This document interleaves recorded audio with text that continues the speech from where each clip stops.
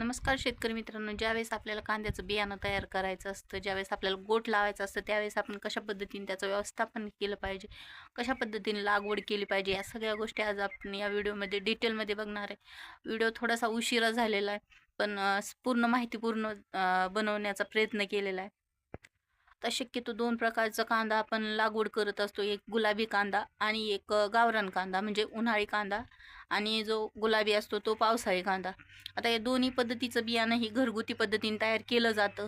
त्याच्यामध्ये लागवड करते वेळेस आपण जो कांदा घेत असतो तो मध्यम स्वरूपाचा असावा, जास्त लहान असू नये आणि जास्त मोठा पण असू नये. त्याच्यामध्ये फूट असायला नाही पाहिजेत.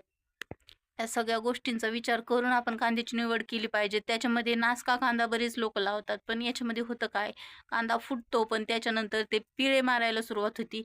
हे नासक्या कांद्यामध्ये जास्त घडतं. त्याच्यामुळं कांदा वापरताना चांगल्या पद्धतीचा वापरावा, म्हणजे पुढे अडचणी येत नाहीत.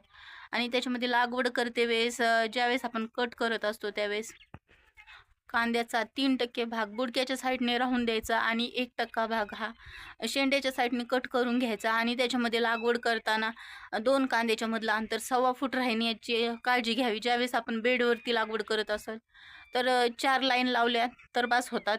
आणि जर तुम्ही साऱ्यामध्ये लागवड करत असाल तर 2 वरिंब्याच्या साईडने 2 आणि मोठा सारा असेल तर मध्ये 2 किंवा 1, म्हणजे 4 लाईन साऱ्यामध्ये पण बसतात.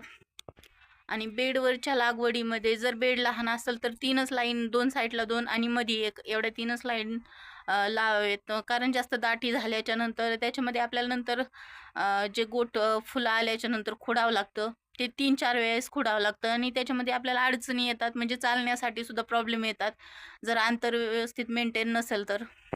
आणि याच्यामध्ये अंतर ही सगळ्यात महत्त्वाची गोष्ट आहे. कारण जर याच्यामध्ये ढेंगळे फुटले आणि ढेंगळे आपल्याकडून गवताचं व्यवस्थापन करताना किंवा आलेले ढेंगळे खुडताना पिचकले गेले तर नंतरचं बियाणं भरत नाही.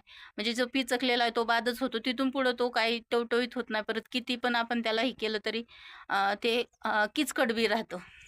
आणि व्यवस्थितपणे खड्डे घेऊन त्याच्यामध्ये कांदे अशा पद्धतीने पुरायचे की त्याच्यावरती 1 सेंटीमीटर मातीचा थर राहिला पाहिजेत. म्हणजे जास्त वरती पण नाही गेलं पाहिजे आणि जास्त खड्ड्यात पण नाही गेलं पाहिजे. तर म्हणजे जास्त माती त्याच्यावरती आपण जर ठेवत असेल, जास्त खोलवरती लावत असेल तर ते नक्कीच थोडंसं चुकीचं आहे. कारण पाणी साचून राहतं तिथं आणि तिथं पण परत कांदा नासण्याचा प्रकार होण्याची शक्यता असते. त्याच्यामुळं व्यवस्थितपणे काळजीपूर्वक त्याची लागवड केली पाहिजे, जशी लसणाची केली जाते अगदी त्याच पद्धतीने.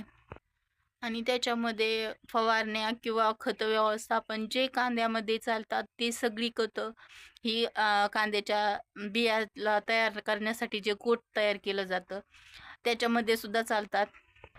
शक्यतो रासायनिक खताचा कमी वापर केला जावा.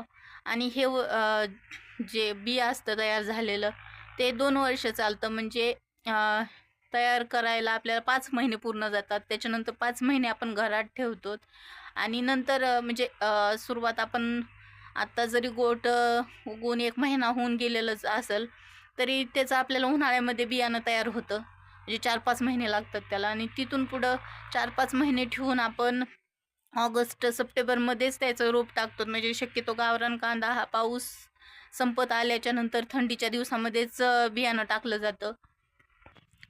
तर अशा पद्धतीने कांद्याची लागवड करून आपण उत्तम प्रतीचं आणि चांगल्या दर्जाचं बियाणं तयार करू शकतो. आणि लागवड शक्यतो नोव्हेंबरच्या आतमध्ये असावी. ऑक्टोबर-नोव्हेंबर महिन्यामध्ये शक्यतो लागवड ही पूर्ण व्हावी. आणि त्याच्यानंतर एक महत्त्वाची गोष्ट म्हणजे कांद्याचं बी भरायला थंडी खूप महत्त्वाची असते. आणि ज्यावेळेस आपल्याला ढेंगळे मिळतात, फुलं येतात, त्यावेळेस थंडी असणं खूप गरजेचं आहे, जेणेकरून चांगल्या पद्धतीने त्याच्यामध्ये टचदार बियाणं बनत असतं.